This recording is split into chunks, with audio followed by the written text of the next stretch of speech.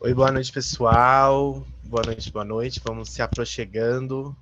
Vamos aí achando o melhor lugar para se acomodar para a gente iniciar as nossas atividades de hoje referente ao Dia do Nutricionista. Boa noite a todas, boa noite a todos, boa noite a todos. Sejam todas bem-vindas.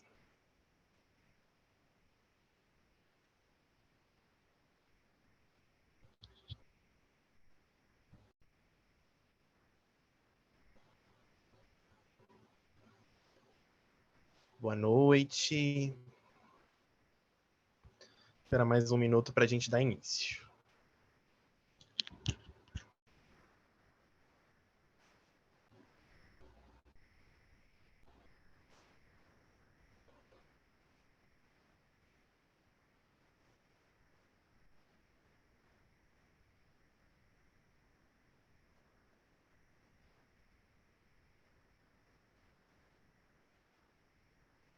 Boa noite, boa noite. Quem está chegando agora, vamos se acomodar para a gente dar início à nossa atividade referente à dor de nutricionista.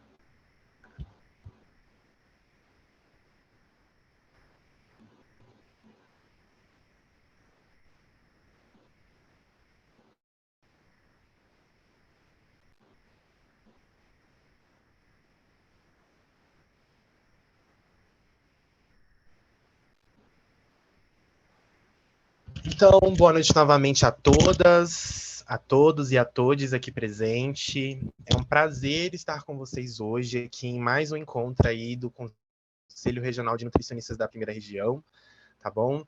A gente vem comemorando ontem e hoje o Dia do Nutricionista, que vai ser amanhã, tá? Então, parabéns aos nutricionistas aqui presentes e aos futuros nutricionistas aqui presentes que estão aqui com a gente, tá joia? Eu sou Leuesta Milchior, eu sou nutricionista de formação, tá bom? E eu estou aí como conselheiro da primeira região, tá joia? Temos alguns avisos antes de iniciar nossas atividades de hoje em relação aos certificados de participação. Eles serão enviados até o dia 15 de setembro por e-mail, tá joia? Então, vocês fiquem no aguardo que até o dia 15, ou provavelmente no dia 15, a gente vai estar enviando esses certificados por e-mail. Essa nossa atividade de hoje, essa palestra de hoje, esses painéis de hoje vão estar sendo gravados e a gente vai estar disponibilizando no YouTube assim que for possível, assim que a gente conseguir fazer o download do arquivo, tá joia? Não se preocupem, tá? Como é que vai funcionar hoje? Hoje a gente vai fazer um pouquinho diferente de ontem. Hoje a gente tem 3 painelistas, né, onde a gente fala um pouquinho do debate da segurança alimentar e nutricional em diferentes grupos populacionais. Cada um vai falar referente a uma população, tá joia? E posteriormente a gente vai abrir para perguntas e para o debate em questão, tá? Então vamos lá dar início. Aí é com muita gratidão que eu chamo o Denis Rafael Corrêa Santos, e ele vai falar um pouquinho da população indígena. O Denis é especialista em saúde indígena na Universidade Federal de São Paulo, atua como nutricionista em saúde indígena desde 2014, atualmente faz parte da equipe de saúde da Casa de Saúde Indígena de Cuiabá. Tá joia? Seja bem-vindo, Denis. Fique à vontade. Obrigado, Lio. Pessoal, boa noite. Quero agradecer imensamente esse convite, muito bom, né? A princípio a gente fica um pouco assim, nossa, será que dou conta? Mas aí desafios que a gente aceita a vida, né? É assim que a vida é feita. Então, dar boa noite a todo mundo que está aí presente, parabenizar, né? Nos parabenizar, né? Pela escolha profissional, que é muito importante. Hoje em dia a gente vê o quanto a nutrição é importante, seja em qualquer segmento, né, ela está em ascensão. Então, vou lá apresentar aqui para vocês. Vamos lá, deixa eu colocar minha apresentação. Ela vai estar em PDF aqui. Bom, então, estão conseguindo ver? Tranquilo? Tava sim. Beleza. Então, vamos lá, né? Como o Lio me apresentou, né? Sou o Denis Rafael, sou nutricionista, né? E aí trabalho com a população indígena desde 2014. Passei um tempo trabalhando no DC Potiguara, na Paraíba, É um distrito que tem apenas uma etnia, ele cuida da etnia potiguara, né? Faz assistência da atenção básica aos povos indígenas, à etnia potiguara, né? E aqui em Cuiabá, o DCE Cuiabá, a gente presta assistência a 10 etnias. E mais na frente eu explico um pouquinho sobre a CASAI, onde eu trabalho. Então, como a saúde indígena é um tema que não é conhecido por todos os nutricionistas, né? Infelizmente, na academia, a gente não tem muito esse conhecimento. A gente tem a saúde pública, aquele conhecimento da saúde coletiva, como de forma ampla e sobre a ótica do SUS, da atenção básica comum, né? Que a gente fala assim. Então, eu queria trazer um pouquinho para vocês isso. Então, só um breve histórico, tá? Sobre a saúde indígena, não é muito longo. Então, em 1910, começou-se a pensar sobre essa proteção aos povos indígenas, né? Então, com a criação desse órgão, o SPI, que era o Serviço de Proteção ao Indígena, começou os indícios ali, as primeiras coisas, os primeiros cuidados. Só que, nesse momento, o SPI era ligado ao Ministério da Agricultura, na época. Então, assim, também tinha aquela intenção, na verdade, porque o Brasil, nesse momento, ele estava em plena ascensão do seu interior, né, principalmente centro-oeste, e então eles tinham esse serviço de proteção para ir ali mapeando os indígenas e também, de certa forma, olhando suas terras, né, digamos assim, trocando em miúdos. E aí, já na década de 50, veio o Serviço de Unidades Sanitárias Aéreas, que era o SUSA, e aqui começou a compor as equipes de fato de saúde, que eram médicos, enfermeiros e dentistas, seus respectivos técnicos e auxiliares. Nessa época aqui, as ações eram voltadas apenas para a imunização, odontologia, tuberculose e as doenças transmissíveis. Então, e aí as coisas foram evoluindo. Em 67, com a criação da Fundação Nacional do Índio, a FUNAI, foi criada as equipes volantes de saúde. Essas equipes já eram baseadas nesse modelo das unidades aéreas sanitárias, mas já eram equipes que iam já, quando era possível o transporte terrestre, ou fluvial, as equipes já permaneciam um tempo maior dentro dos territórios indígenas. E aí, em 91, essas equipes, né, foram incorporadas ao Ministério da Saúde, saiu do domínio da FUNAI e foi para o Ministério da Saúde, onde a FUNASA e a FUNAI ainda faziam os seus cuidados na saúde indígena. E aí, nesse momento, é que foi criado os Distritos Sanitários Especiais Indígenas, que estão até hoje compondo a saúde indígena. Né? Esses distritos sanitários, no Brasil, a gente são 34 distritos.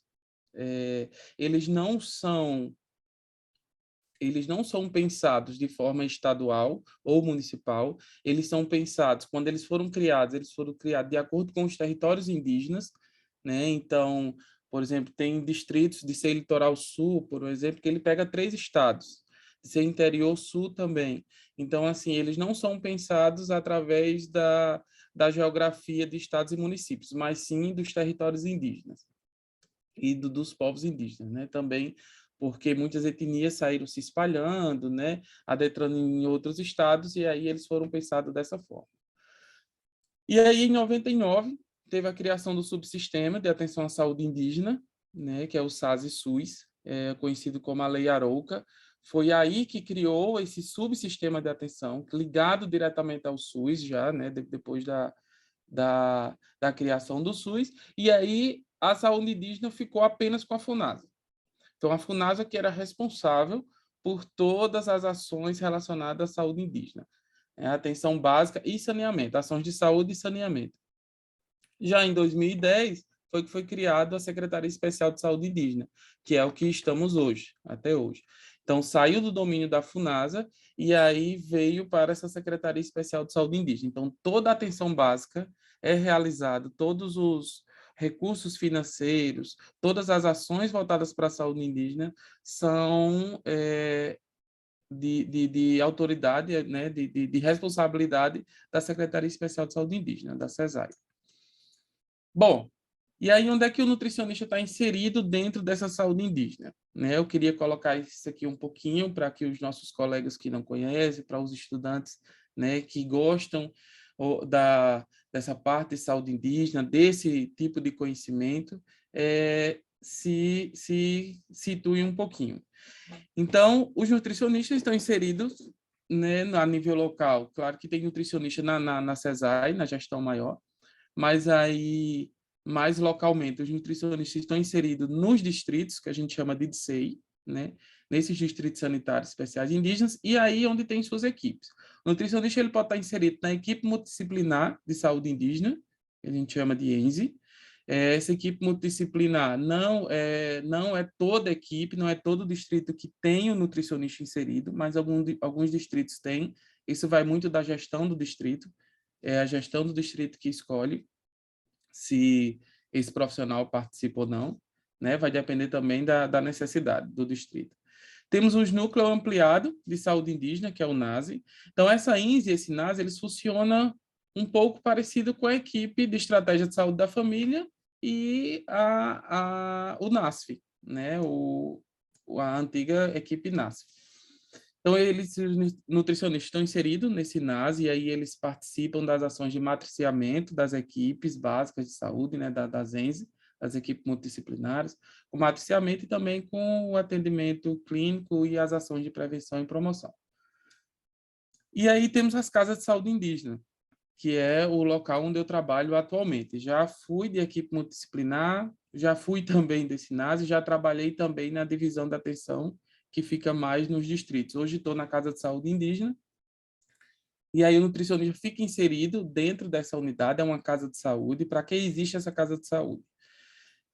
Os indígenas que moram em locais muito distantes da rede especializada de saúde, né, da média e alta complexidade, eles não têm como vir dos territórios, das suas aldeias, e voltar no mesmo dia para suas casas, né, para o território.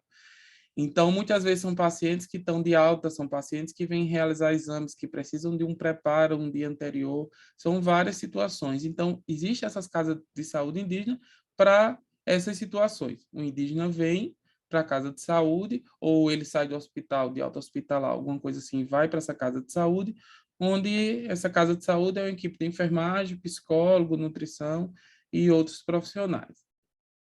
E aí também temos a divisão da atenção à saúde indígena, como eu já falei que eu trabalhei, né? Também nela ela fica mais a nível de gestão. Então, o nutricionista ele também trabalha nessa DIASE, que é essa divisão da atenção, de forma de gestão das equipes multidisciplinares e de todo o distrito. Quais são essas ações que são realizadas nessa divisão? O que o nutricionista vai estar ali inserido? Nós temos a vigilância alimentar e nutricional, que é o CISVAN, só que aí a gente tem o CISVAN indígena, que existe uma alimentação própria, que é o CIASE.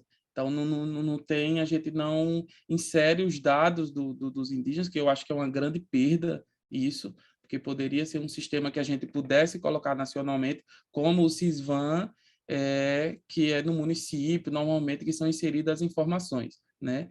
Então, é um sistema único que só fica disponível mesmo para a saúde indígena e para a CESAI. Né? Na verdade, já é uma crítica minha. Bom, e aqui, só para a gente conhecer um pouquinho, isso aqui são os territórios atuais conhecidos, né, dos territórios indígenas, tá? As terras indígenas. Então, nós temos mais de 305 etnias e mais de 160 idiomas. Então, hoje, os territórios indígenas ele ocupa 13,8% do território nacional. Então, só nessa 305 etnias e 160 idiomas, a gente já encontra um obstáculo para a gente trabalhar segurança alimentar e nutricional. Né? Porque assim, não tem como a gente falar de saúde indígena e eu demonstrar aqui para todo mundo como é a segurança ou a insegurança alimentar dos povos indígenas. Não tem como eu falar de 305 etnias ou unificar tudo em uma só. Né? Então, quando a gente fala de saúde indígena, é muito complicado, são muitas variantes. No próprio distrito que eu trabalho agora atualmente, só no Mato Grosso tem 4 distritos sanitários. Né? No que eu trabalho, são 10 etnias. Então, assim, já cada etnia já é uma diferente da outra. Então, eu já trabalho os temas de segurança alimentar e nutricional ou outros temas voltados para a nutrição de forma diferente de cada aldeia, né? Ou de cada etnia. Às vezes, de aldeia para aldeia também vai modificar. Por exemplo, a gente tem a etnia Nambiquara, que fica já na divisa com Rondônia, e aí lá é dividido por Cerrado, pela área de Cerrado, a área da Mata. Então, eles mesmos lá já têm diferença, sendo a mesma etnia, mas eles já têm características diferentes de alimentação, de vida social. Então, a gente já trabalha de forma diferente, né? Não teria como chegar aqui e falar da segurança alimentar e nutricional de toda a população indígena. Mas aí a gente já estuda, já vê um pouco desse mapa sobre essa perspectiva. Se a gente observa para o litoral, a gente tem um território bem menor, território indígena bem menor, né? Que aí já vem desde a colonização, que foi a expulsão dessa população mais para o centro, mais para o norte do país, né? E aí onde foi se concentrando maior, depois também com o tempo, claro, foi se descobrindo essas terras onde já tinha uma grande população indígena, né? E aí a gente já vem trazendo para esse tema de segurança alimentar e nutricional o quanto esse período de colonização mudou a vida e o estilo alimentar dessas populações, né? Por um exemplo, a gente tem a etnia potiguara, que é onde eu trabalhei, para você ver que é tão importante esse tema, essa alimentação para a população indígena, que o próprio nome potiguara significa comedor de camarão. Então, assim, é um nome dado pelo estilo alimentar daquela etnia. Então, a alimentação para a população indígena, de uma forma geral, de fato, sobre isso a gente pode falar mesmo, de forma geral, para toda a população indígena, é que a alimentação ela é crucial para a característica daquele povo, né? Então, como eu dei o exemplo do potiguar, o seu próprio nome é dado pela sua característica principal de que tinha muito camarão. Até hoje tem muitos viveiros de camarão na região, né? Então, vamos lá. Que mais na frente a gente fala um pouquinho. E aí, trouxe aqui só uma chargezinha, né? Uma frase do Albert Einstein, que ele fala: o que move o mundo não são as respostas, mas sim as perguntas. Por que isso? Quando a gente fala de segurança alimentar e nutricional da população indígena, a gente tem mais perguntas a fazer do que respostas a dar, né? Primeiro passo que eu falei, o primeiro obstáculo, na verdade, é essa pluralidade de etnias, né? Mais de 305 etnias, e de vez em quando ainda surge alguma etnia com 160 línguas diferentes. A língua é um dos principais obstáculos. Eu trabalho aqui na Casa de Saúde Indígena e vem muita etnia do estado do Mato Grosso. Então, assim, aí você tem que se virar, tem que ir trabalhando, tem que entender para poder correlacionar, para poder entender qual o perfil alimentar ali. Na prática clínica mesmo da Casa de Saúde Indígena, tem algumas etnias que quando um filho está doente, ele não come certos tipos de alimento. Então, eu tenho que ir lá, tenho que conversar, tenho que entender aquela relação para não para respeitar essa cultura, né? Essa cultura alimentar e que venha a ser também espiritual, né? Para eles, o alimento também está muito ligado à espiritualidade. Bom, e aqui eu trouxe, né, um pouquinho, já entrando nesse assunto, a gente sabe que a segurança alimentar e nutricional, né, pelo seu conceito, ela consiste na realização do direito, né, de todos ao acesso regular, permanente, a alimentos de qualidade em quantidade suficiente, né, sem comprometer o acesso a outras necessidades essenciais, tendo como base práticas alimentares promotoras de saúde, que respeitem a diversidade cultural e seja ambiental, social, cultural, econômica e socialmente sustentável. E aí a gente vem a refletir, vem a perguntar, né? E esse acesso para a população indígena? Como é que está esse acesso hoje? Como foi esse acesso? A gente sabe que a gente tem essa relação do acesso da alimentação por meio da compra. Tem populações indígenas que hoje são bem urbanizadas e o acesso à alimentação não vem mais da agricultura, vem do acesso da industrialização ou acesso econômico, né? Vem pelo acesso econômico. E aí tem outras populações indígenas que esse acesso à sua alimentação já vem da agricultura, já vem da pecuária, já vem do plantio das roças, e assim sucessivamente, né? E aí é permanente esse acesso? Será que é permanente? Será que estamos tendo uma alimentação permanente, né, para essas populações?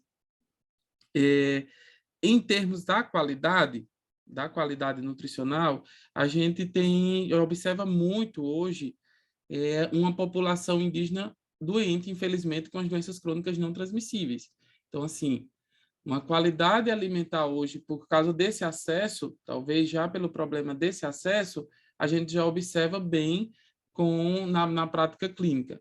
Muitos pacientes com sobrepeso, muitos pacientes com diabetes, com hipertensão, né? E aí você para e pensa, pô, mas a população indígena, a gente quando fala de indígena pensa que ele vai comer só alimentos que vêm da roça ou alimentos naturais. Mas esse acesso ao alimento, em muitas comunidades, já não está mais sendo assim, né? E também na quantidade que vem relacionada a essa permanência desse alimento.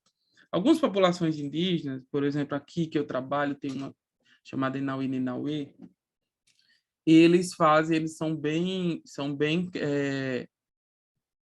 ligados ao território. Inclusive, eles, quando fazem a sua roça, eles passam um tempo naquele local, naquele território, e com o tempo, quando aquela roça, quando aquele ambiente que já começa a mudar, ali ele já tem toda a sua cosmologia daquele ambiente, ele já tem todas as suas práticas de agricultura já fixa, passada de geração em geração. Quando eles percebem que aquele local não estão dando mais aquele plantio bom, eles se mudam. E aí vão para outro território, acaba mudando toda a sua aldeia. Então, isso é um ponto-chave hoje sobre o acesso ao território deles, né? A gente sabe que essa questão do desmatamento, a questão das monoculturas gigantes, principalmente aqui no Mato Grosso, né? A gente sabe que está adentrando muito nos territórios indígenas. E aí, cada vez mais, aquele território vai ficando menor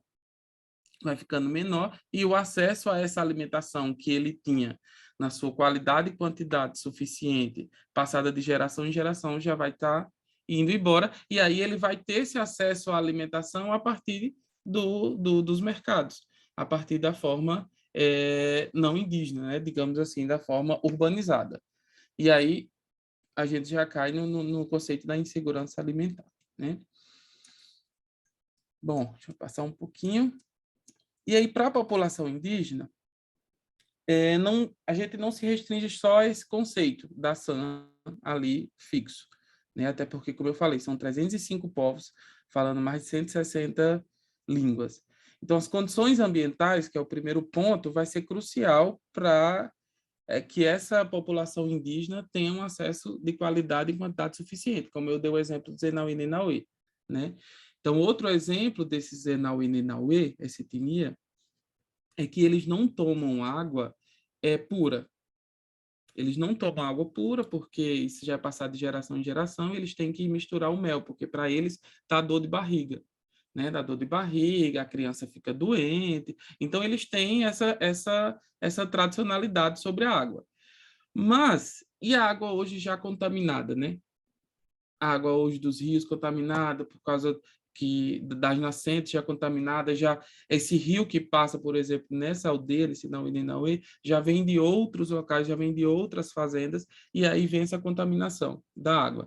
E aí as condições ambientais são cruciais para essa população tenha uma segurança alimentar, né?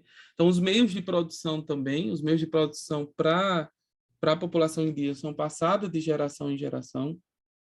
Então, esse conhecimento vai se perpetuando, mas a incorporação das monoculturas, a incorporação de outros setores, acaba fazendo com que esses meios de produção vão se perdendo, né? A sustentabilidade desses meios de produção, que está ligado a essa incorporação de outras práticas, né, como a monocultura.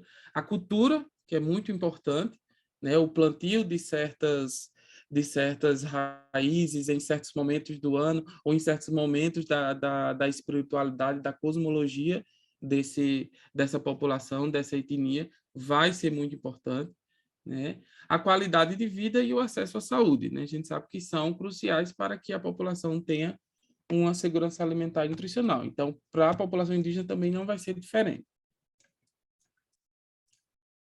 Bom, aí aqui, né, a gente tem uma citação do Conselho de 2010, depois dela ter avaliado alguns estudos, dela ter avaliado o inquérito, teve o primeiro inquérito de saúde e alimentação das populações indígenas, elas conceituaram o seguinte, elas viram o seguinte, né, que a segurança alimentar e nutricional para as comunidades indígenas estão associadas à preservação dos hábitos alimentares tradicionais, né, 83% mantém a tradição da criação animal e o cultivo agrícola, para o consumo de alimentos, e 36,8% dos domicílios possuem o meio de comercialização de produtos da agricultura e da pecuária.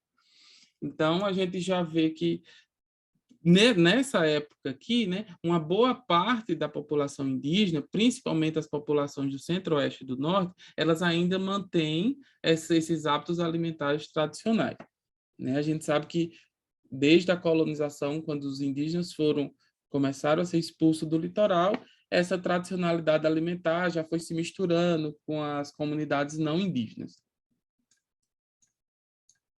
Bom, aqui, coloquei, deixa eu só dar uma diminuída. Quando a gente fala de segurança alimentar e nutricional para as populações indígenas, a gente não vê muitos estudos. A gente não tem muitos estudos que hoje falem diretamente, que hoje consiga entender. Primeiro, por causa dessa pluralidade de etnias, né? São 305 etnias, né? Mais de 305 etnias aí. Então, não seria um estudo muito fácil a ser realizado. Então, são poucos os estudos nesse mapa que a gente observa, que na região norte e centro-oeste são os maiores estudos, né? No centro-oeste aqui são maiores, inclusive, até pelo acesso, que é mais fácil do que no norte. A gente sabe que a população indígena do norte é bem maior, mas o centro-oeste tem um acesso melhor a essas populações. Então, os estudos acabam se concentrando mais no centro-oeste. E aí, no nordeste, é que são raros ou escassos, né? Como a gente vê no Maranhão, a gente tem zero, até não teve. Quando, nessa revisão bibliográfica sobre os estudos, que foi no ano passado, em 2021, não foi observado nenhum estudo, né? E no Rio Grande do Norte também, né? Isso também tem a ver com os territórios indígenas, né? Por exemplo, no Rio Grande do Norte, existe uma população potiguara, porém não são terras indígenas que são homologadas ou demarcadas.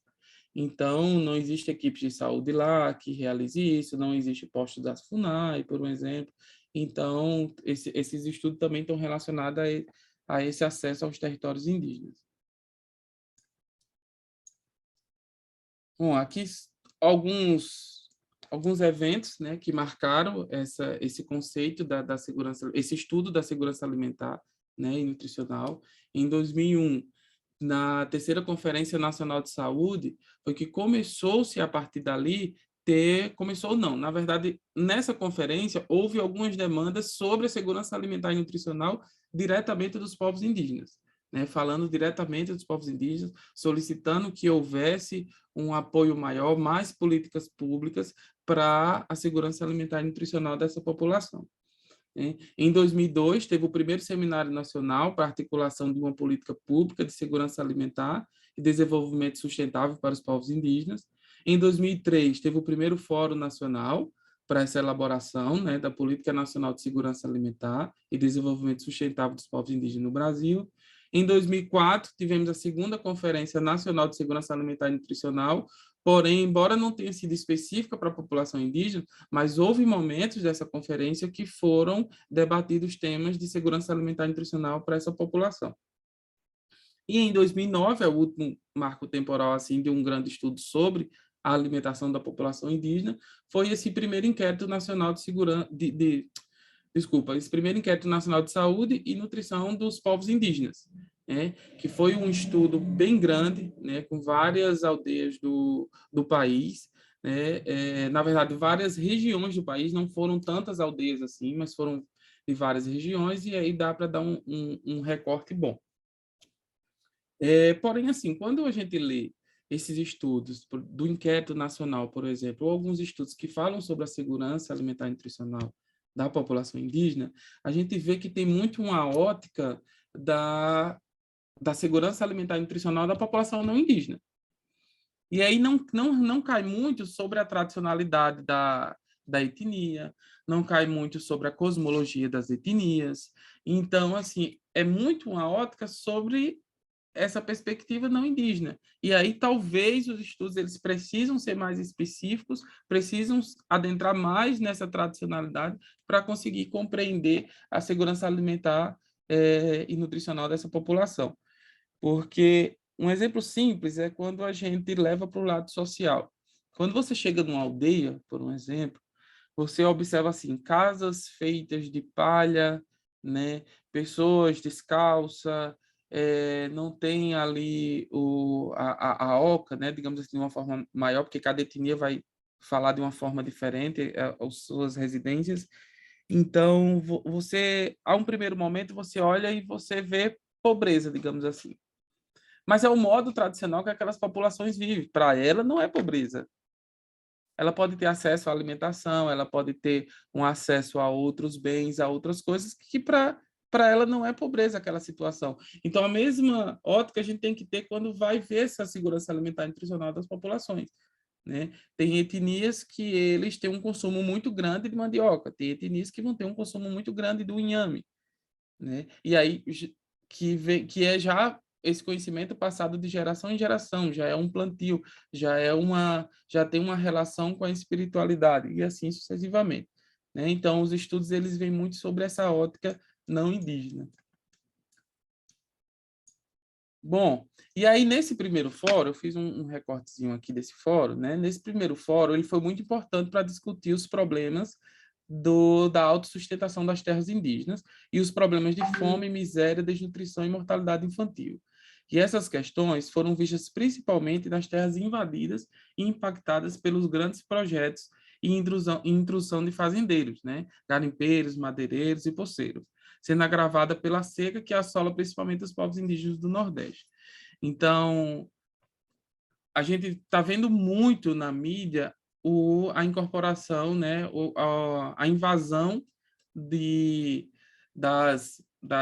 lá no norte, né, dos garimpeiros, dos madeireiros dentro dos territórios indígenas. E isso acusa mais aquele indígena que ele já não tem mais aquele seu poder sobre o seu território. E isso vai fazer com que o acesso à alimentação que eles tinham também vá diminuir. Né? O acesso à qualidade e à quantidade que eles já estavam acostumados, já sobrevivia toda a sua aldeia, como sua aldeia sobrevivia. Né? Bom, aqui no Inquérito Nacional de Saúde e Nutrição dos Povos Indígenas, eu também coloquei esse recorte que eu achei interessante. Esse inquérito nacional ele não debateu muito, não caiu muito sobre a segurança alimentar, mas ele vem muito sobre a segurança nutricional. Né? Então, foi observado nas mulheres um excesso de peso em 30,3% dessas mulheres, né? E uma obesidade de 15,8%. Nas crianças menores de 5 anos, o déficit estatural foi em 27% nos meninos e 24,3% em meninas. E uma anemia presente em 52,8% em meninos e 49,6% em meninas. Né? Então, esse acesso à alimentação, essa alimentação que está deixando de ser tradicional para muita população indígena, está deixando essa população mais doente e mais suscetível a outros problemas. Né? Então, entre os menores de 5 anos de idade, ainda foram mais alarmantes, né, para essa parte da população, quando fizeram uma análise hierarquizada, né, dos determinantes. Então, a maioria dessa população menor de 5 anos que tinha problemas relacionados à nutrição, né, anemia ou déficit estrutural, percebia que, quando era estratificado, eram famílias que tinham um nível econômico do grupo familiar menor, piores condições sanitárias de domicílios, as mães anêmicas, o baixo peso ao nascer e históricos de hospitalização.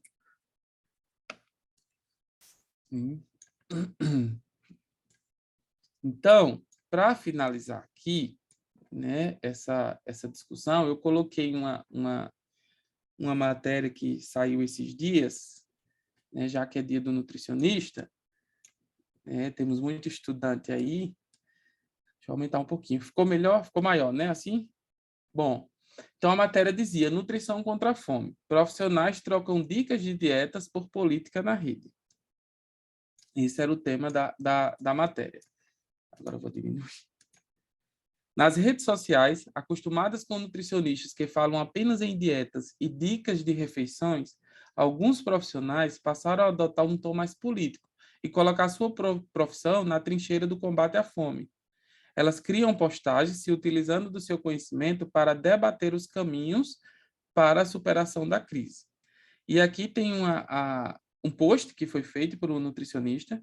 É nosso dever, enquanto nutricionista, lutar no combate à fome e promover a soberania alimentar da população, afirma a nutricionista Fernanda Yamura. É possível separar a nutrição dessas questões. É impossível, né? Separar a nutrição dessas questões.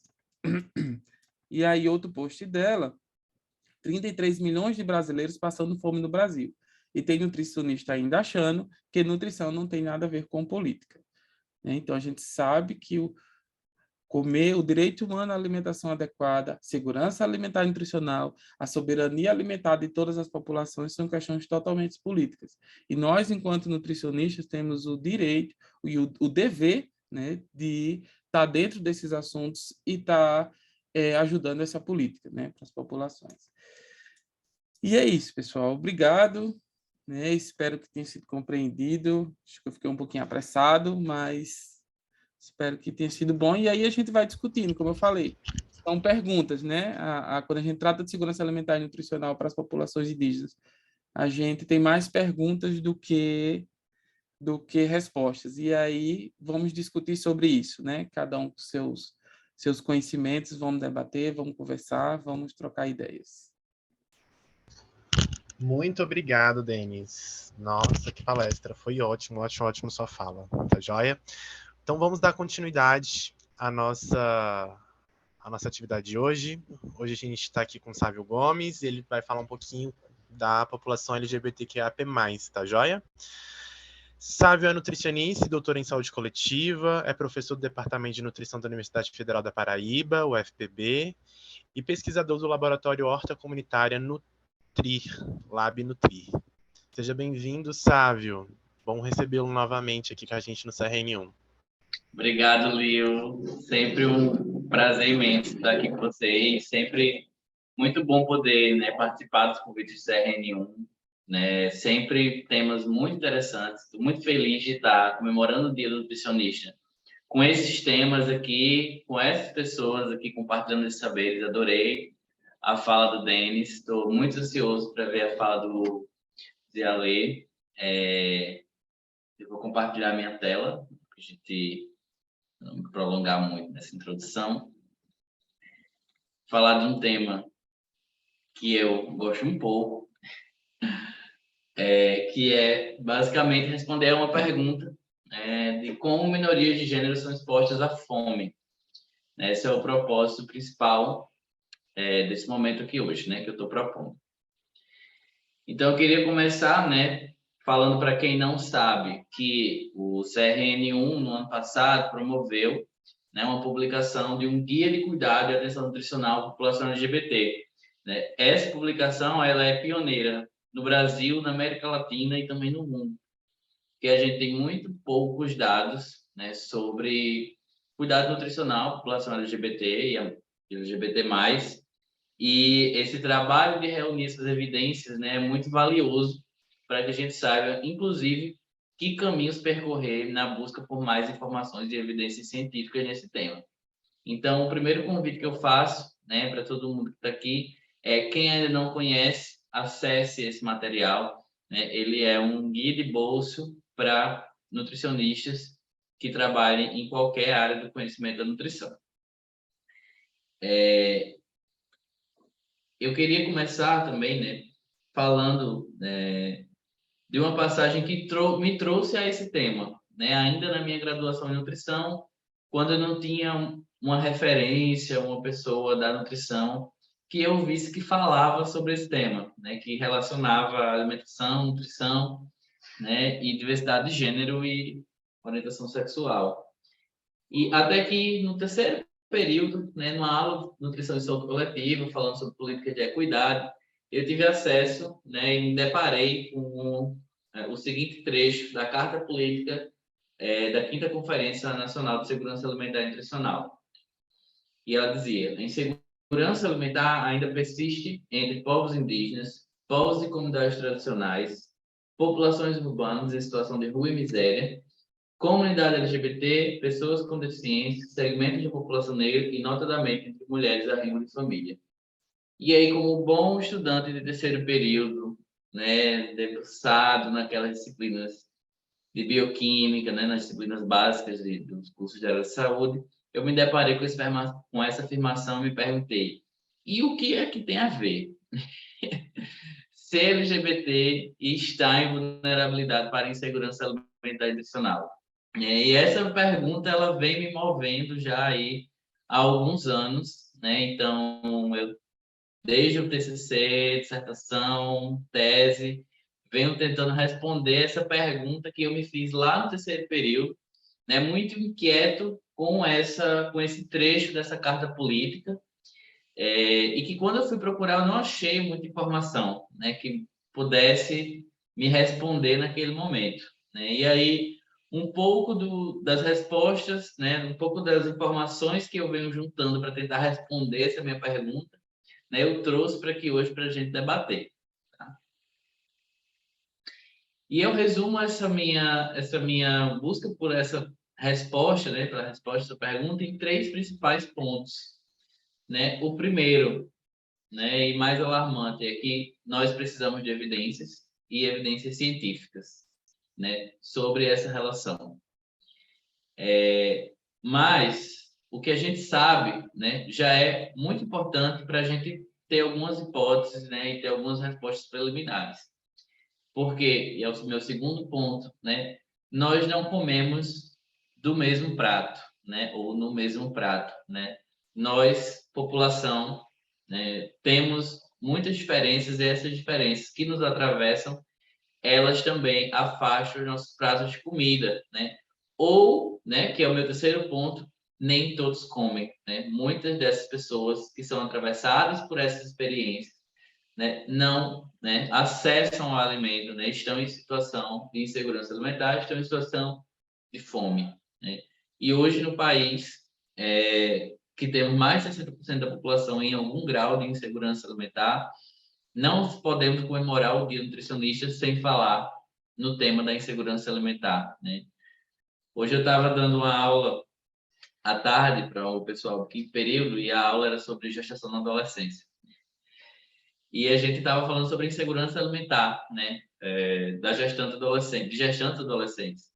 Eu acho que é uma tendência nos cursos de nutrição falar sobre insegurança alimentar, e eu estou muito feliz de estar agora falando, né, sobre insegurança alimentar em populações específicas, que muitas vezes elas são esquecidas, né, ou não são contempladas nesses grandes inquéritos de insegurança alimentar.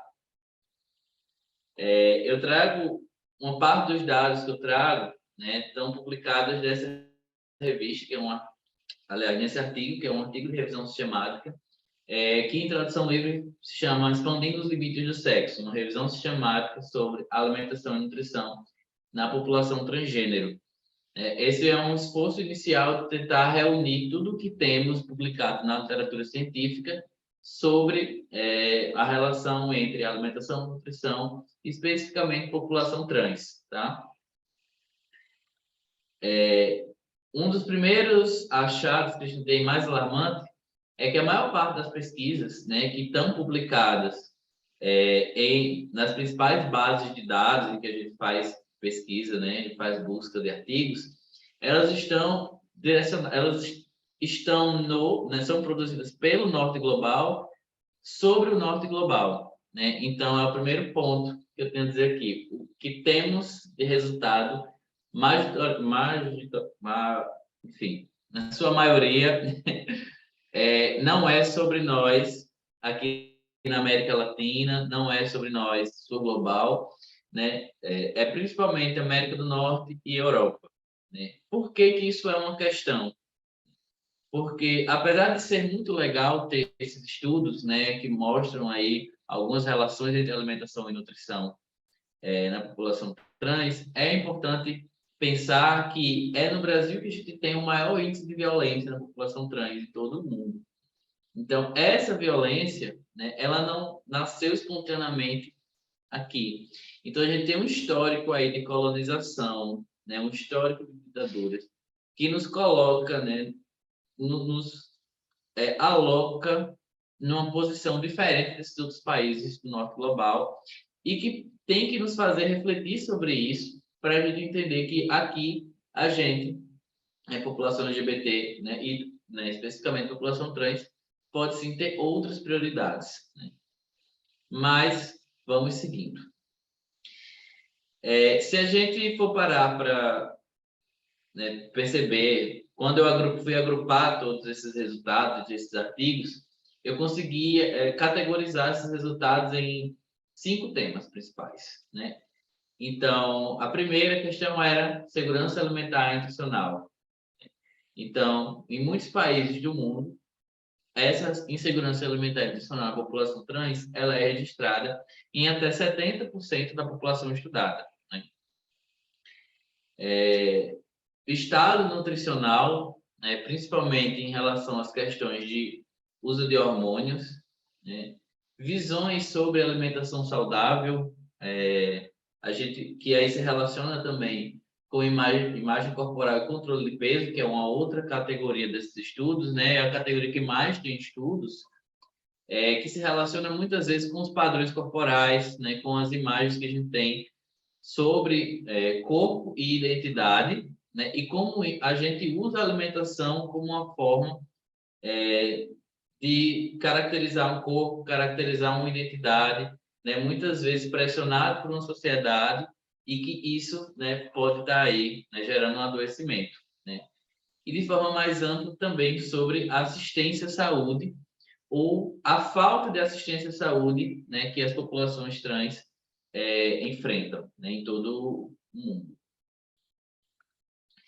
Mas hoje a gente vai falar especificamente sobre um desses tópicos, que é a insegurança alimentar. Né?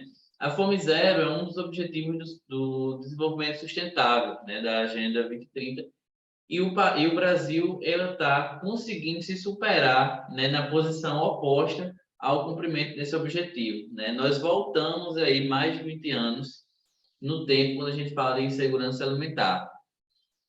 Apesar disso, né, nós não temos nenhuma estatística comparável e nacional sobre insegurança alimentar na população LGBT e nem na população especificamente trans. Isso é um problema, né? Porque, assim, nós não temos como subsidiar políticas públicas, como orientar nossa política de alimentação e nutrição, né? Mesmo vivendo, né? Aliás, isso é agravado ainda mais, né? Quando a gente vive num sistema de desmonte do nosso sistema de segurança alimentar. E aí tem três principais informações, né? Apesar da gente não ter dados nacionais, tem três principais informações que podem subsidiar hipóteses, né, em relação à insegurança alimentar na população LGBT, né, e especificamente a população trans. A primeira delas é que a fome é um fenômeno social. Né? A fome ela não é caracterizada, aliás, ela não está associada a variáveis biológicas e sim sociais. A fome é produzida socialmente, politicamente, economicamente. Né? A segunda informação é que existe aí uma distribuição desigual de insegurança alimentar no mundo. Esse gráfico que eu estou mostrando aqui, ele é um gráfico de mais de 190 países e que mostra a desigualdade entre homens e mulheres, categorizado dessa forma, dicotômica, homens e mulheres, sobre insegurança alimentar. Então, onde a gente vê a cor mais intensa, um vermelho mais intenso, é porque tem uma desigualdade maior de insegurança alimentar entre homens e mulheres, né? E o vermelho menos intenso é aí uma desigualdade menor, né? Então, primeiro, a fome é um fenômeno social. Segundo, né, existe uma distribuição desigual de segurança alimentar entre homens e mulheres, né, quando a gente avalia pelo sexo. E o terceiro é que grupos em desvantagem social estão mais expostos à fome, né? Nesse artigo aqui, quando a gente tenta estudar o que explica essa desigualdade entre homens e mulheres em segurança alimentar, né, são principalmente 3 variáveis que conseguem explicar, né? Apesar de fazer dessa explicação ser muito mais complexa que essas 3 variáveis. Mas, basicamente, a gente fala de renda, de educação e de apoio social. Então, pessoas que estão em situação, né, de desvantagem social, desigualdade em relação a essas 3 variáveis, têm aí, né, uma maior vulnerabilidade à insegurança alimentar. E, nesse caso, né, são as mulheres que estão, né, quando a gente avalia pelo sexo, são as mulheres que estão em maior vulnerabilidade à insegurança alimentar. Mas aí, essa dicotomia de homem e mulher, ela tem se mostrado cada vez mais limitada para identificar, né, diferenças em alguns desfechos. Quando a gente... E aí, na epidemiologia, é preciso que a gente diferencie, na verdade, o sexo e o gênero. Né? Mesmo quando a gente trabalha com variáveis epidemiológicas, o sexo está relacionado à biologia, né? E o gênero está relacionado às questões culturais e sociais. Então, são 2 variáveis diferentes que a gente insiste em inserir nos inquéritos epidemiológicos como se fosse uma coisa só, dicotomizando esses grupos em apenas 2, homens e mulheres. Né? Então, quando a gente faz isso, a gente está deixando de ver um mundo de informações que pode existir, né, de pessoas que estão passando fome e que a gente não está enxergando. E aí a gente tem algumas iniciativas que reforçam essa hipótese, né, de que avaliar insegurança alimentar ou outros desfechos apenas pelo sexo está aí, pode estar invisibilizando grupos específicos. O grupo Vote LGBT+, né, em 2001, fez o segundo levantamento sobre saúde LGBT na pandemia. Né, e aqui eu trouxe alguns dados deles sobre insegurança alimentar. Né, o maior estudo que a gente tem no Brasil, feito por um grupo de movimento social independente, sobre insegurança alimentar. Né. Eles entrevistaram 3.016 pessoas LGBT em todo o Brasil. Aliás, eles entrevistaram uma amostra muito maior que essa, em torno de 7.000 pessoas, e aí 41%, ou seja, 3.016 estavam em insegurança alimentar. E aí, dessas pessoas, quando a gente avalia pela identidade de gênero, né, tem aí uma parcela de pessoas trans considerável, né, proporcionalmente. E aí tem as questões, claro, de raça, cor, né, de região, de grupo etário. Mas o que está? É uma parcela ainda da população LGBT muito grande em insegurança alimentar, principalmente pessoas trans. Esse gráfico aqui é de um estudo, né, da minha tese, em que a gente selecionou uma amostra de pessoas trans vivendo em pelo menos todas as regiões do Brasil e aplicamos a EBIA, né, de 8 itens. Diferente desse grupo aqui, a gente avaliou a insegurança alimentar, né, por cada grau de insegurança alimentar. Né, e a gente viu que isso foi realizado no final de 2020. A gente viu que um pouco mais de 25% da população de pessoas trans estava em segurança alimentar. E em segurança alimentar, ela já chegava a 70% dessa população trans. Para o mesmo período, isso era quase o dobro da população geral, né, feito pelos grandes inquéritos, apesar da metodologia não ser comparável, né, do ponto de vista epidemiológico. Quando a gente fala de insegurança alimentar severa, que é esse azul mais intenso aqui, né, era quase 20% da população trans de insegurança alimentar severa, ou seja, experienciando o pior, o mais alto grau de fome. Né? Isso reforça como é urgente pensar em segurança alimentar nessa população. E aí tem algumas teorias que podem explicar como essa insegurança alimentar acontece nessa população, e uma delas é a teoria do estresse de minorias. essa teoria mostra que temos fatores proximais e distais contribuindo para a vulnerabilidade social, né, de pessoas de gênero diverso.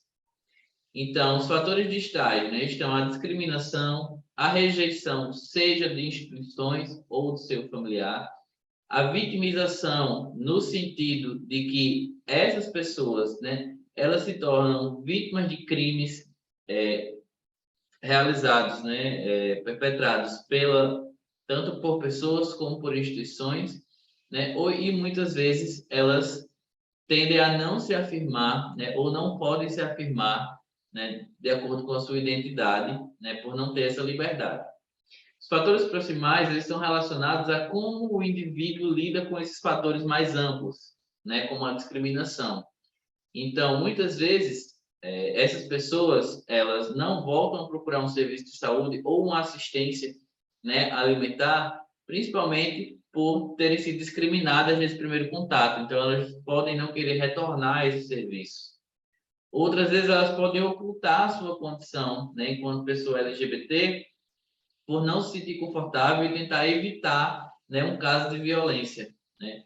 Ou, por fim, elas podem internalizar essa transfobia vivenciada, essa LGBTfobia que é vivenciada, e aí ter processos psicológicos que podem aí, né, confluir em algum dano na saúde mental. Então, essa é uma das teorias que tenta explicar, né, todos os fatores que podem colocar pessoas trans em insegurança alimentar. Aqui tem um pequeno framework que pode explicar a relação de algumas variáveis, né? Então, em relação a pessoas trans, o que a gente sabe até hoje, né? Pelo pouco que a gente sabe, né? Estimamos que ainda é a renda, a escolaridade e o apoio social que podem estar influenciando essa insegurança alimentar, mas o que muda em relação a pessoas não trans, a pessoas cis, são as outras variáveis que colocam, né, as pessoas trans em situação de vulnerabilidade, quando a gente fala de escolaridade, renda e apoio social. Então, a rejeição social que uma pessoa trans vivencia não é a mesma rejeição social que uma pessoa cis vivencia, porque a natureza dessa rejeição é diferente, é baseada no gênero. Né? E isso vai influenciar diretamente no apoio social disponível a essas pessoas, né? Na escolaridade, no grau de escolaridade das pessoas, na permanência nas escolas, né? Assim como influencia também o trabalho, que está influenciando diretamente a renda.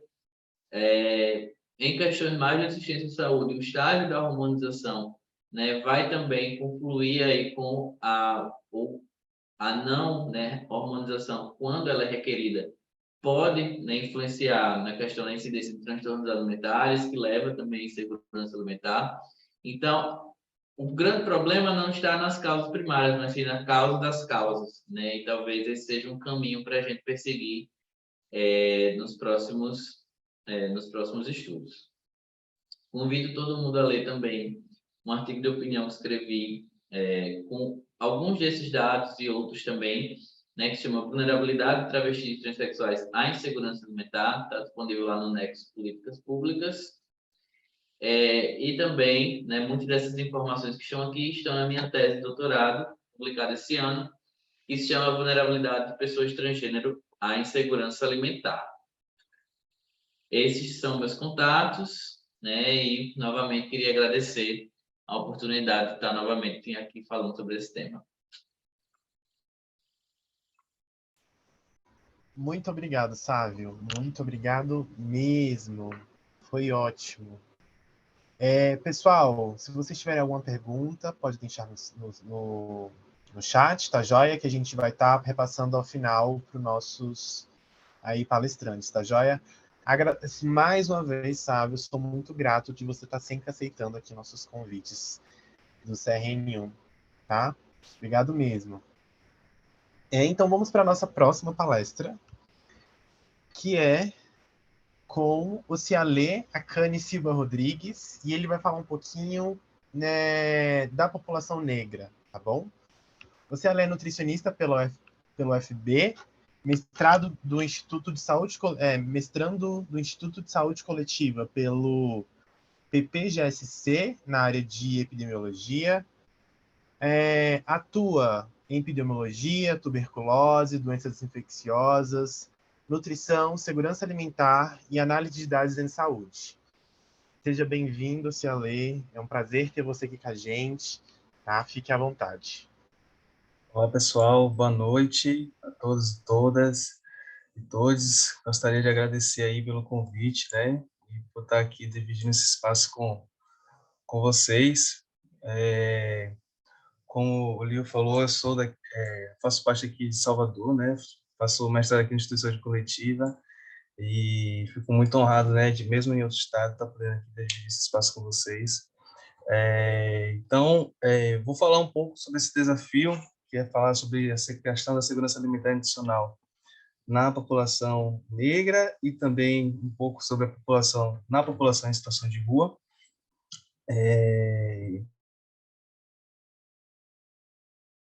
E aí, novamente, agradecer ao CRN1, ao CFN também, né, pelo nosso processo de formação também como profissionais, e ao Instituto de Saúde Coletiva, que tem me ajudado bastante nesse processo de formação, tá?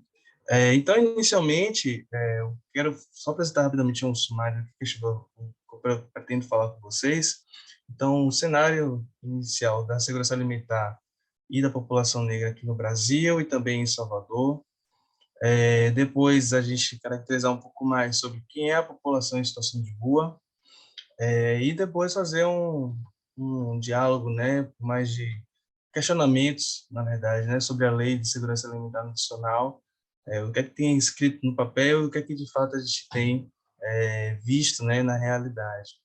E falar um pouco sobre a questão da forma de aquisição dos alimentos para essa população, os desafios que a gente enfrenta, né, como estudantes e como profissionais. Fico feliz, inclusive, de estar no meio de tanta gente assim especial.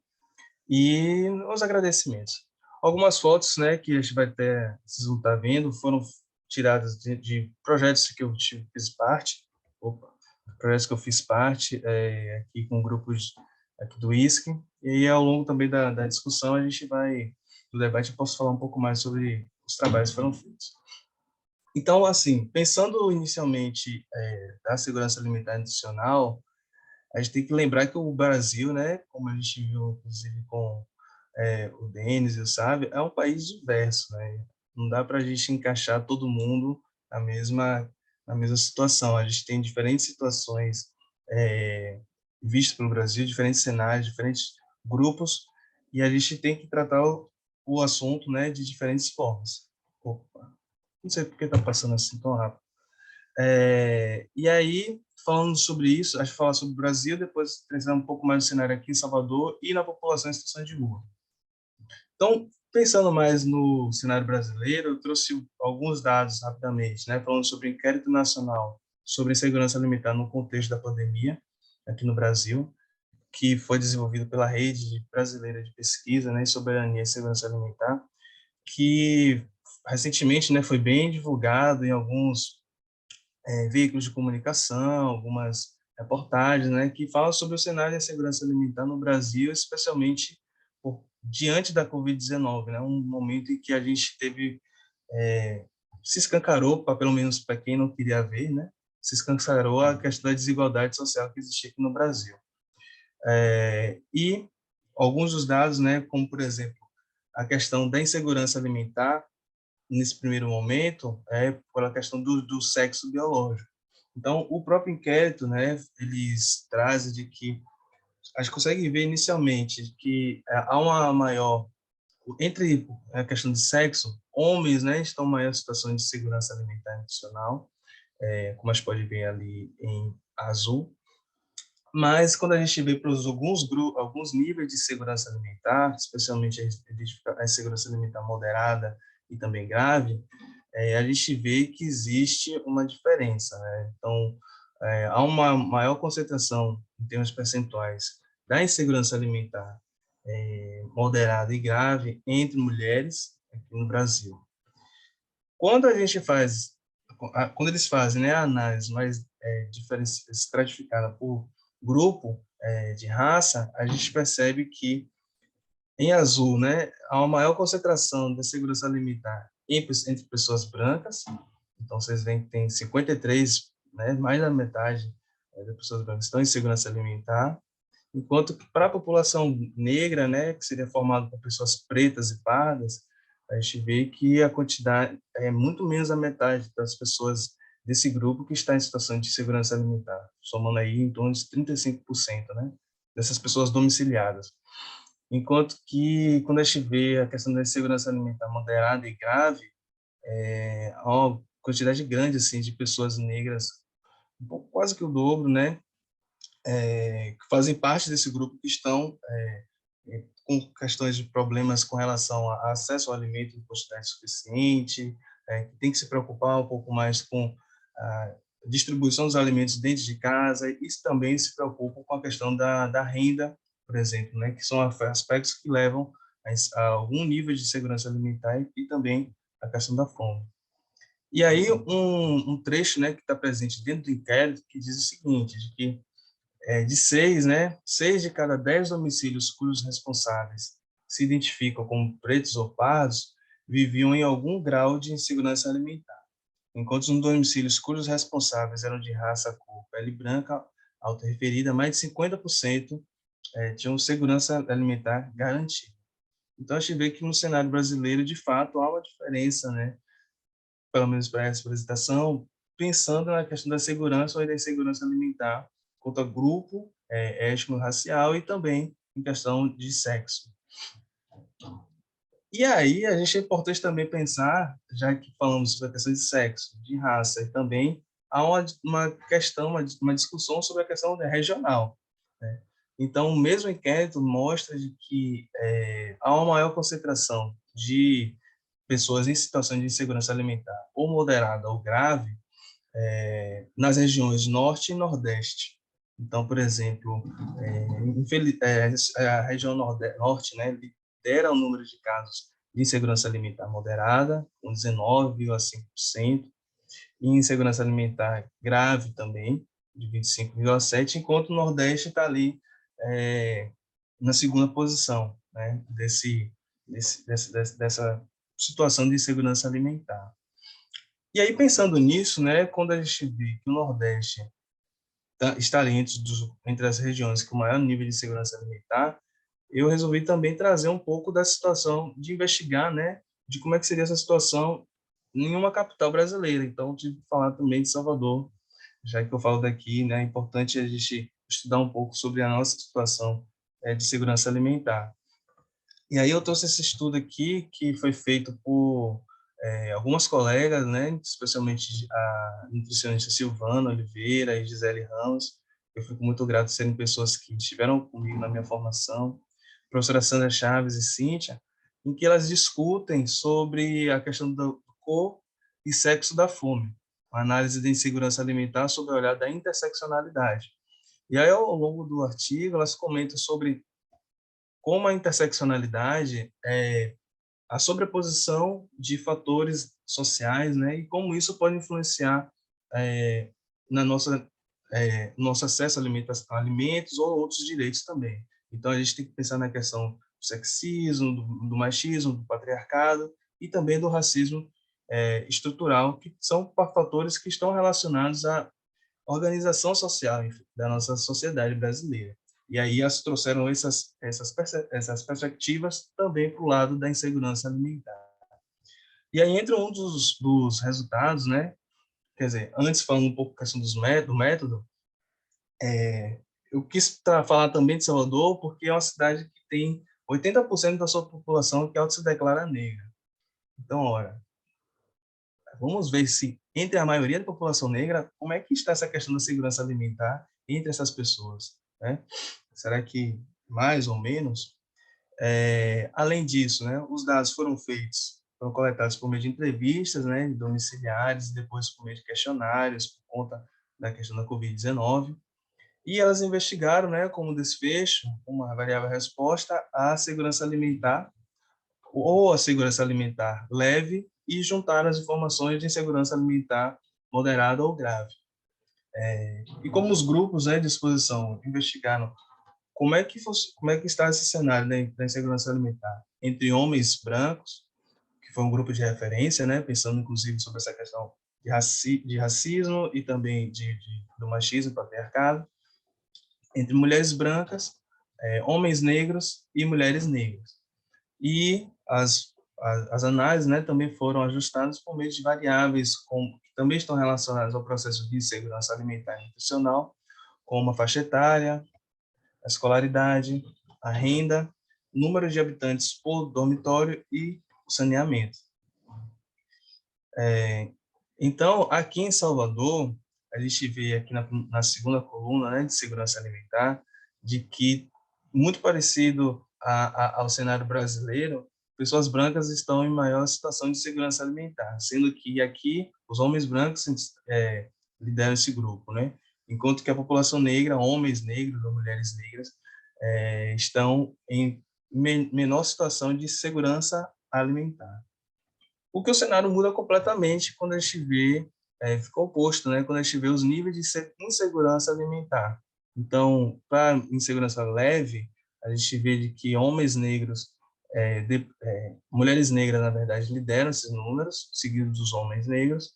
E quando a gente analisa segurança alimentar moderada ou grave, há uma maior concentração, né, percentuais de mulheres negras que lideram esses homicídios, né, nessa situação social.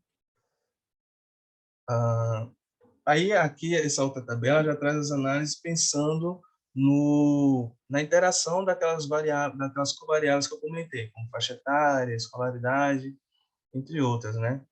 Então, entre alguns grupos, a gente vê que, pelo menos pela insegurança alimentar leve, sem considerar as variáveis, a gente vê que homens negros, né, e mulheres negras têm associação com esse quadro, né, de insegurança leve.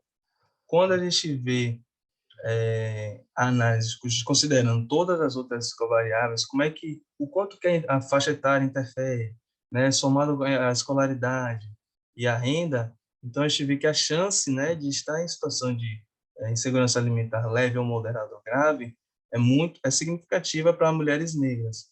Então, destacando assim de que o cenário da insegurança alimentar em Salvador é muito mais grave, né, para as mulheres negras. Opa. E aí, pensando nisso, como aqui foi um recorte, né, pensando na população negra de uma cidade majoritariamente negra, mas é importante a gente pensar de que existe uma heterogeneidade da população negra. Não tem como pensar em todas as pessoas nas mesmas situações. E também por trabalhar, né, durante o processo do mestrado com a população em situação de rua, resolvi trazer informações mais pensando nesse grupo tão marginalizado e estigmatizado também. Então, a nível da gente ter um conhecimento, né, e tentar romper alguns paradigmas, né, alguns preconceitos também, eu trago essa descrição da Política Nacional da População em Situação de Rua, que descreve bem assim esse grupo, pelo menos na minha visão, né? Que será um grupo populacional heterogêneo que possui em comum a pobreza extrema, os vínculos familiares interrompidos ou fragilizados e a inexistência de moradia convencional regular, que utiliza dos logradouros públicos e as áreas degradadas como espaço de moradia e sustento, de forma temporária ou permanente, bem como as unidades de acolhimento para pernoite temporária ou moradia provisória. Então, eu gosto muito dessa descrição, porque quebra um pouco daquela ideia de mendigos, né? De que são pessoas que estão naquela situação porque escolhem, e existem muitos fatores que antecedem ao início da trajetória de rua dessas pessoas, né? Então é importante a gente repensar sobre isso. E pensando nisso, né?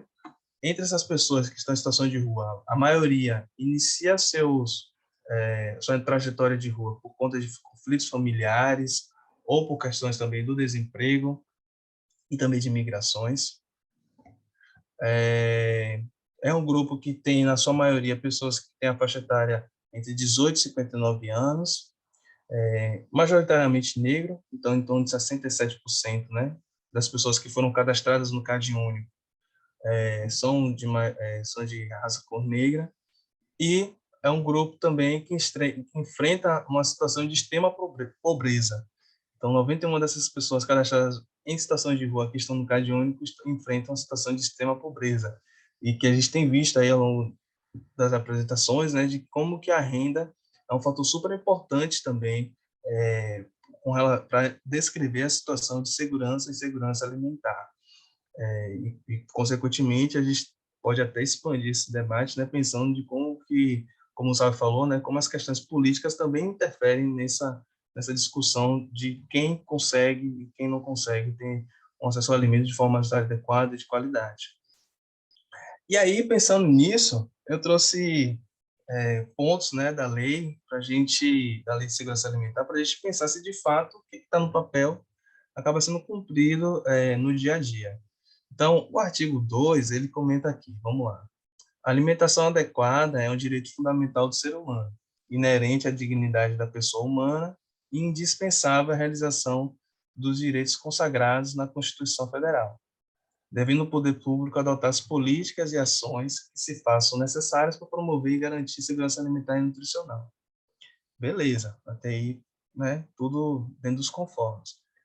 Mas o que a gente notou, especialmente quando estive nas ruas, né, durante o primeiro ano da pandemia, aqui são fotos do nosso grupo, né, do projeto Nós nas Ruas, que foi um grupo formado de estudantes, professores, né, do Instituto e também pessoas do movimento social, né, do movimento de população em situação de rua. A gente formou o grupo inicialmente para fazer atividades de prevenção à infecção pela Covid-19. Mas, ao longo do trabalho, a gente notou também de que existia algo emergencial, que às vezes até antecedia o medo da infecção pelo Covid-19, que era a questão da fome da população em situação de rua. Então, ao longo do projeto, né, nós fizemos atividades e também tentamos contactar, né, pessoas para fazer doações de alimentos para a população em situação de rua, mas fomos também além disso, né, porque por meio das nossas discussões conseguimos discutir junto à prefeitura local estratégias para minimizar, né, não finalizar, mas minimizar a situação de fome em que essas pessoas enfrentavam naquele momento. Lembrando que a maioria, né, todos aqui viveram, né, mas lembrando que era uma situação de ficar em casa, muitas pessoas pararam de trabalhar, e é importante pensar na situação da população em situação de rua, de como que um grupo que já vive em situação de vulnerabilidade social poderia ter acesso a dinheiro e alimentação nesse momento. Então, era importante a atuação do Estado e nós estivemos, assim, junto com o movimento social, podendo contribuir dentro das discussões de viabilizar isso. E, na segunda foto, por exemplo, vocês veem uma das ações que deram certo, né, que foi por meio de abertura, né, de pontos de refeições, que infelizmente só duraram 4 meses, né, e que serviam apenas o almoço para essas pessoas que em extrema vulnerabilidade e população em situação de rua. E aí tem um outro ponto, né, da lei, que são a segurança alimentar e nutricional consiste na realização do direito de todos ao acesso regular e permanente a alimentos de qualidade, em quantidade suficiente, sem comprometer o acesso a outras necessidades essenciais, tendo como base práticas alimentares promotoras de saúde, que respeitem a diversidade cultural e que sejam ambiental, cultural, econômica e socialmente sustentáveis. E, além disso, né, a garantia da qualidade biológica, sanitária, nutricional e tecnológica dos alimentos, bem como seu aproveitamento, estimulando as práticas alimentares e estilos de vida saudáveis, que respeitem a diversidade étnica e racial e cultural da população. Então, vamos lá, novamente. Esse é um exercício que está aí presente aí na lei, mas o que é feito em prática para a população em situação de rua é justamente o contrário. Essa imagem aqui, a gente tirou de um outro estudo que nós desenvolvemos, né, que foi a condição de saúde da população em situação de rua, em que, entre várias perguntas, existem também perguntas relacionadas à segurança alimentar e nutricional desse grupo, e essa foto a gente tirou em uma região aqui de Salvador, mais ou menos próximo ao Porto de Salvador, em que a gente se questionou, especialmente eu, né, sobre o que é que de fato é realizado quanto ao projeto de segurança alimentar desse grupo. Aqui a gente vê de que pessoas que não têm um alimento de forma adequada, de forma de conservação adequada, formas sanitárias totalmente indevidas. Nesse momento aí, tinham pessoas, né, que utilizavam da água do mar para poder limpar os alimentos. E fora que os riscos, né, de queimadura e outras formas de agravos à saúde, né, por meio dessa alimentação extremamente precária. E aí aí fica aquele questionamento, né, aquelas dúvidas que a gente leva para depois, de como que é de fato o cotidiano dessas pessoas para poder se alimentar. E se vocês fizerem a visita em Salvador, com certeza nesse mesmo local vão ter rapazes, né, nessa região fazendo das suas refeições dessa forma ou algo parecido, né, como eu já vi em outras situações. Como eu estava falando, no que eu tenho percebido, né, e vivenciado a partir do conjunto de trabalho junto com a população em situação de rua, é de que a principal forma de aquisição, muitas das vezes, vem por conta de associações religiosas, de grupos que fazem caridades, doações ou de restaurantes, e que poucas vezes a gente vê a participação do Estado dentro desse processo, dentro dessa discussão de melhorar a situação da alimentação da população em situação de rua. E aí, pensando assim, justamente nos desafios que nós, né, como nutricionistas e estudantes, temos para levar, para mudar esse cenário da população em situação de rua. Então, o primeiro, até como o Sábio falou, se não me engano foi Sábio, falar sobre escalas, né, específicas, escalas de insegurança alimentar específicas para a população em situação de rua. Perdão, o Sábio perguntou ao Denis, né, sobre a escala. Então, pensa também sobre a população em situação de rua. Não tem como a gente mensurar a situação deles por meio da escala de AIBIA, que é realizada para domiciliados, e a gente tem que levar em consideração diversos outros fatores que fazem com que as pessoas estejam em situação de rua.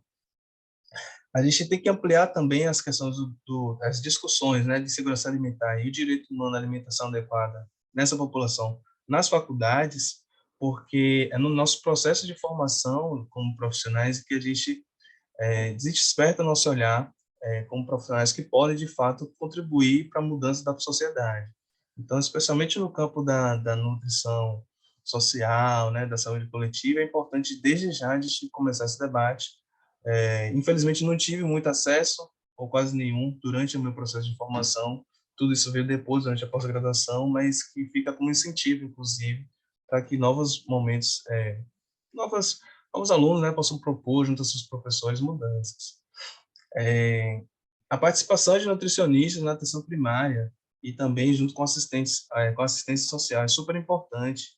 Infelizmente, a gente tem visto uma quebra, né, uma destruição, na verdade, dos programas sociais e das políticas e, consequentemente, do nutricionista desses espaços, o que é super importante contar com mentes pensantes na nutrição para, junto com outros fatores, outras ações, grupos assistenciais, pensar de como que tratar a complexidade, o complexo com sua complexidade, né? De como que o fato da alimentação da população em situação de rua não está apenas vinculado ao acesso ao alimento, mas também outros determinantes que fazem com que aquelas pessoas tenham maior dificuldade a ter o alimento de forma adequada. Então, como eu estava falando aqui, né, fazer ações interconectadas, considerando participação da universidade, de movimentos sociais, sobretudo, né, porque pensando na população em situação de rua especificamente, não tem como falar da população em situação de rua sem estar junto a um grupo da população em situação de rua, para se tornar algo de fato representativo e até para entender as demandas específicas. Como também é importante a participação do grupo de saúde e, sobretudo, do Estado, né, que realiza as ações, né, que avalia e monitora suas ações.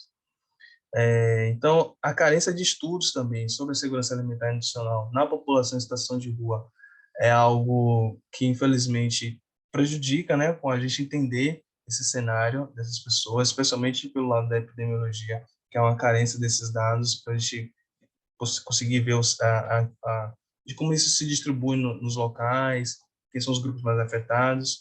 E pensando nas mulheres, especialmente mulheres em situação de rua que vivem diversas adversidades durante a sua rotina sua dinâmica de vida, é importante pensar também de como que ela e suas famílias se encontram dentro da discussão da segurança alimentar.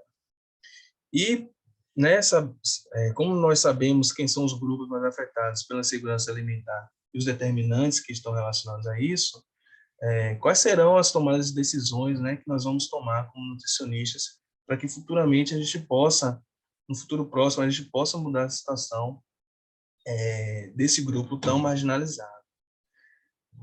E aqui são algumas das referências que eu utilizei, né? Eu gostaria de agradecer ao CRN1, ao CFN, gostaria de agradecer também ao grupo de acadêmico da UFBA que eu faço parte, e a CAPES também, né, por contribuir, né, dentro da minha processo de formação e também de muitos outros alunos para uma universidade mais pulsante, né, uma universidade pública. E aqui são minhas formas de contato também, para que nós posteriormente esteja conversando com vocês. Um abraço. Obrigado. Muito obrigado, Cialei. Muito obrigado mesmo. Foi ótima a sua palestra. Gostaria de agradecer novamente a todos os nossos palestrantes aqui por ter aceitado esse convite de estar aqui falando de um tema tão caro para a gente, que são as questões de segurança alimentar e nutricional para populações aí que acabaram de ser abordadas. Bom, a gente tem alguns comentários, tá bom? Em relação ao curso de ontem, ao nosso curso, não, a nossa palestra de ontem, infelizmente, quem não entrou ontem, né, não vai ganhar um certificado, porque a gente só consegue emitir o certificado pelo acesso ao link individual, tá joia? Então, infelizmente, a gente não tem como fazer esse processo de emissão. Temos duas perguntas para o Denis, tá joia? Só achar aqui. Denis, pela sua experiência, a EBI é um bom instrumento de mensurar a insegurança alimentar em comunidades indígenas? Essa foi a nossa primeira pergunta. E a nossa próxima pergunta é, Denis, você pode comentar um pouco sobre a participação de indígenas na escrita de artigos e políticas para falar da SAM neste grupo? Vamos lá. Primeiro, agradecer ao Ocialê pela palestra, ao Sávio, foram maravilhosos. É sempre muito bom a gente estar ouvindo outros conhecimentos e fazendo essa troca. Muito bom mesmo. Gostei muito de ouvir e de entender um pouco mais sobre isso. Então, eu até anotei aqui, né, essas perguntas mesmo sobre a EBI, Sávio. Talvez a gente precise estudar um pouco mais, porque em alguns questionamentos ela fala muito sobre a questão econômica, né? E a segurança alimentar para as populações indígenas, às vezes tem muito mais a ver com o ecossistema, com a territorialidade, com a espiritualidade. Então, talvez para algumas populações indígenas, sim, né? Principalmente as populações indígenas mais urbanizadas. Como eu falei da minha experiência profissional, quando eu trabalhei aí no DCEI na Paraíba, né, no DCEI Potiguara, a gente tem comunidades, tem aldeias que ficam dentro, é um bairro de um município. Então, caberia perfeitamente, mas assim, quando eu vim para cá, que eu vi outra realidade totalmente diferente de populações indígenas, meu amigo, olha, é outra história. Então, assim, caberia algumas perguntas, alguns questionamentos, né, do item, mas também eu acho que a gente teria que ter um olhar mais diferenciado, até porque em algumas etnias a própria sazonalidade dos alimentos vão definir ali aquele alimento daquela população. Inclusive, uma das coisas que me impactaram mais aqui quando eu cheguei numa aldeia dos Nambiquara, que eu cheguei em uma casa e aí estava toda a família reunida ao redor de um só prato. Era uma bacia, assim, dessas bacias que dá banho em menino, de alumínio, né? Então, com todos os alimentos ali, cada um pegava ali com a sua forma. Então, assim, a quantidade de alimento ali que cada um pegava ia depender do seu desenvolvimento. Então, né, que misturação a gente vai ter, né, sobre essa oferta de quantidade e qualidade ali, né? Mas em alguns sim, em outros a gente precisaria ter uns estudos mais aprofundados, né? E aí, falando dos estudos, tem o Ciailê perguntou, né, sobre a participação dos próprios indígenas dentro desses artigos. Nos artigos que eu vi, eu acho que só em um tinha uma participação de um indígena. Mas era a participação do indígena na construção do artigo. Mas quando a gente vai para as bases sociais, quando a gente vai para as conferências, quando a gente vai para os movimentos populares, o que tem de população indígena, eles são muito ativos relacionado a essas construções dessas políticas, né? Mas, de fato, nos artigos científicos são poucos, eu vejo poucos. Né? Eu queria aproveitar o momento, Ciali, eu me lembrei, a sua palestra, né, foi muito boa, e eu me lembrei do meu TCC. Meu TCC da graduação, eu fiz uma análise do estado nutricional de crianças beneficiárias do Bolsa Família, né, na Paraíba. E aí eu estratifiquei por raça. E aí eu fiz uma progressão também de 5 anos, né, porque era o tempo, né, queria ver como era que estava esse estado nutricional num decorrer de 5 anos aí por raça. E aí a população negra foi a única que, mesmo com os benefícios, as crianças continuaram com o estado nutricional, com déficit, né? Com déficit do estado nutricional. Então, isso me chocou demais na época, eu lembro. Porque enquanto outras populações, né? Outras raças, outras etnias tinham, apesar de tinham tido algumas variações, mas tinham conseguido melhorar o estado nutricional, para a população negra, não. Então, a gente vê que o racismo estrutural, né, o racismo econômico também, tudo isso ainda assim é muito intrigante, né? Ainda é muito revoltante. E a gente, enquanto nutricionista social, os nutricionistas que estão me vendo, os estudantes, né, ao campo da nutrição social, a gente tem muito o que fazer e a gente precisa se unir muito, principalmente no tempo de hoje, que a gente vê os direitos sociais indo cada vez mais para baixo, né? Mas é isso, gente. Valeu. Ótimo, obrigado, Denis. Temos uma pergunta aqui para o Cialê.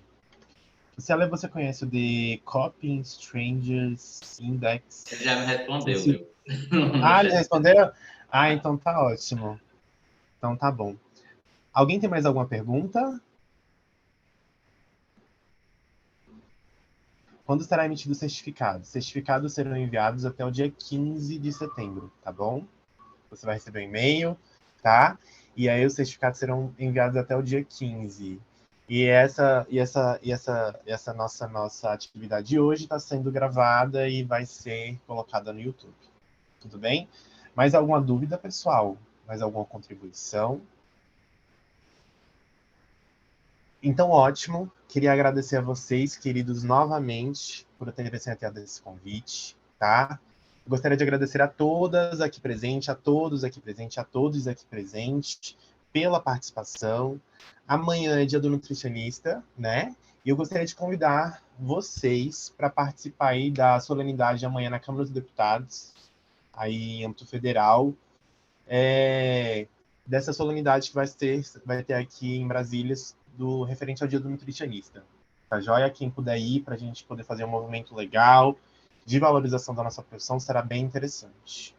Outro comunicado também é que se a gente tiver nutricionistas aqui presente, no dia 31 e dia 1º a gente está acontecendo nossas eleições, tá? É muito importante que vocês façam o cadastro da senha de vocês e que vocês também votem, tá bom? Esse processo eleitoral é fundamental para o nosso conselho, tá joia? Então, agradeço novamente a presença de todos aqui presentes e tenham uma ótima noite. Tchau, tchau.